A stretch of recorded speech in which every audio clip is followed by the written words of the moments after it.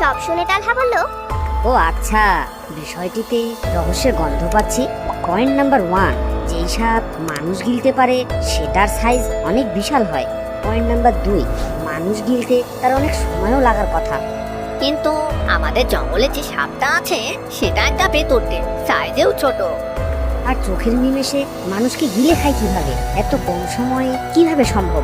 তুই একদম চিন্তা করিস না ছোট ভাই। যদি আকবর চাচা মারাও যান, তার মৃতদেহ তো জঙ্গলেই থাকবে। তাই এই রহস্যের জাল ভেদ করতে হলে সবার আগে জঙ্গলে যেতে হবে। তালহা এই কথা বলতেই সবুজ ভয় পেয়ে বলল, ওরে বাবালে, আমি যাবো না। সত্যি সবুজ, সবকিছুতেই তোর ভয়। পারে ভয় পাবো না? অত বিশাল সাপের কথা শুনেই তো আমার অজ্ঞান হওয়ার অবস্থা। না জানি দেখলে কি হবে। পরবর্তী অংশ দেখতে হলে ভিডিওটি লাইক করে নিচে থাকা লাল রঙের সাবস্ক্রাইব বাটনটা একটু